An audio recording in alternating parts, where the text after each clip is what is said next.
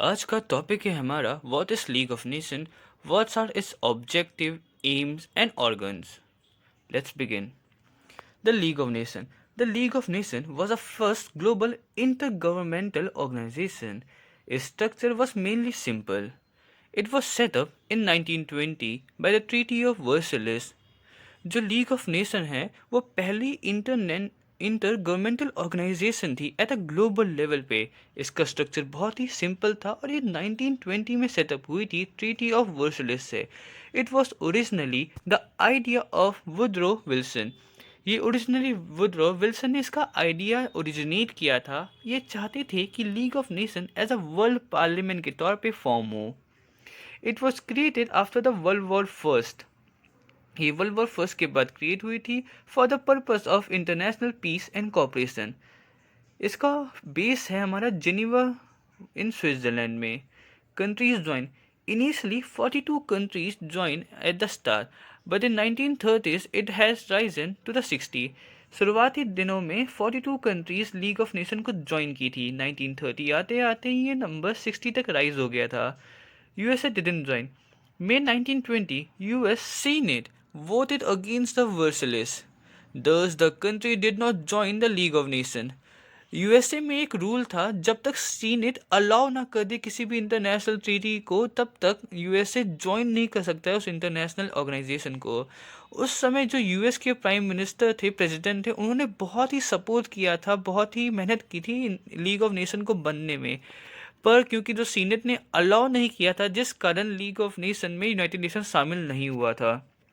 The USSR didn't join the league of nation. USA join नहीं हुआ था तो यूएसएसआर ने भी लीग ऑफ नेशन को ज्वाइन करने की जहमत नहीं उठाई. The aim of league of nation. इसकी शॉर्ट ट्रिक है साइड, SIDE. जो लीग ऑफ नेशन के 4 मेन ऑब्जेक्टिव थे. पहला, साइड का फुल फॉर्म है स्टॉप वॉर.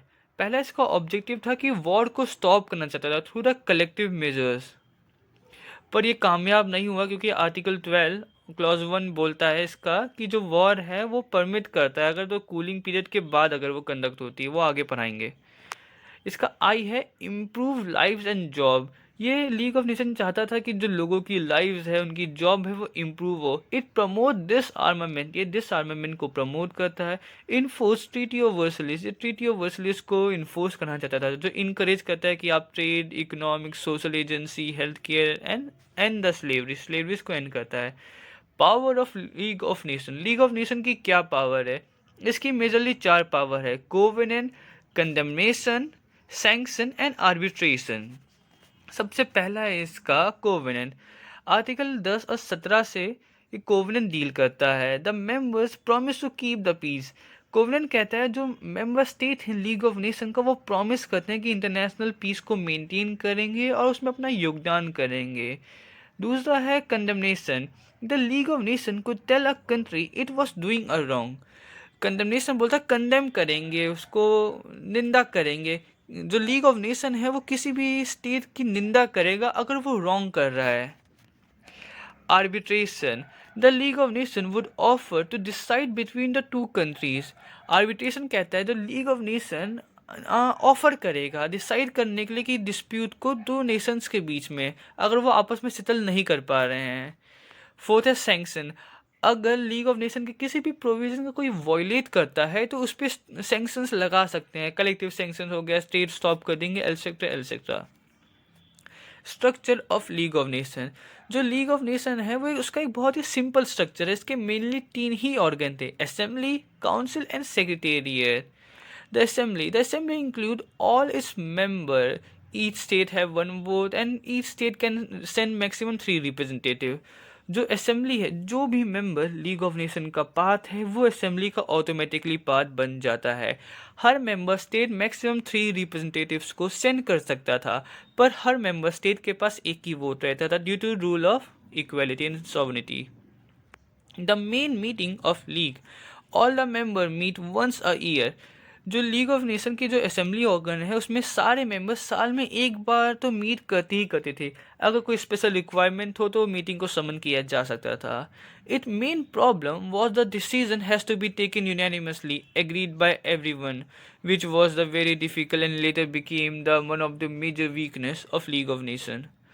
जो इसका एक मेजर प्रॉब्लम था कि इसमें जो भी डिसीजन लेने हैं आपको यूनानिमसली लेना होगा। सभी मेंबर्स जब यूनानिमसली किसी चीज़ पे एग्री होंगे तभी वो चीज़ एक्सेप्ट होगी।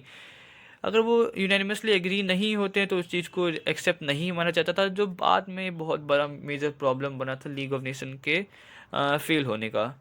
इसका दूसरा मेजर ऑर्गन है council. Council is a executive body. It consist of permanent and non permanent member. जो काउंसिल है वो एक एक्सिक्यूटिव बॉडी है, इसमें परमानेंट और नॉन परमानेंट मेंबर होते हैं। A small group of more important nation. जो परमानेंट मेंबर होते हैं वो small group of more important Nations होते हैं, जैसे कि ब्रिटेन हो गया, फ्रांस हो गया, इटली हो गया, जापान हो गया। प्लस इसमें कुछ अदर मेंबर्स होते हैं जो कि असेंबली के द्वारा इलेक्टेड किए जाते हैं लिमिटेड टर्म्स के लिए, जो कि नॉन परमानेंट मेंबर होते हैं। The council meet 4 to 5 times a year. ठीक है। जो काउंसिल ने ही इसको बाद में जो यूएन सिक्योरिटी काउंसिल का फाउंडेशन को ले डाउन किया था। फिर सेक्रेटेरिएट। इसका थर्ड मेजर ऑर्गन है सेक्रेटेरिएट। जो सेक्रेटेरिएट ही कोई परमानेंट ऑर्गन नहीं था, ये एक असिस्टिंग ऑर्गन था जो असिस्ट करता था हमारे असेंबली को और काउंसिल को। It is an administrative office of league of Nation. जो सेक्रेटेरिएट था एक एडमिनिस्ट्रेटिव ऑफिस था लीग ऑफ नेशन का, headed by the secretary general. जो सेक्रेटेरिएट का हेड होता है वो सेक्रेटरी जनरल रहता है। द फंक्शन सेक्रेटेरिएट मेजरली ये 3-4 फंक्शंस परफॉर्म करता था, जैसे कि प्रिपेयर द रिपोर्ट प्रिपेयर करता था, डॉक्यूमेंट्स को पब्लिश करता था, आर्काइव को संभाल के रखता था, रिकॉर्ड को मेंटेन करता था, कैरी आउट करता, डे टू डे मीटिंग को एसेस करता था, असेंबली को, काउंसिल को। और एक मीन था जिससे कि मेंबर्स कम्युनिकेट कर सकती थी लीग ऑफ नेशन के साथ।